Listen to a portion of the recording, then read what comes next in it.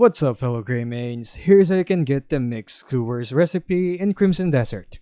For this, you'll need a key which you can buy from the back alley shop. Here we have another middle to late game food buff that restores health and spirit, starting from 460 health and 38 spirit up to 820 health and 74 spirit if you add more of the ingredients. It's also got a level 6 fire resistance on all of its tiers that would last for a minute.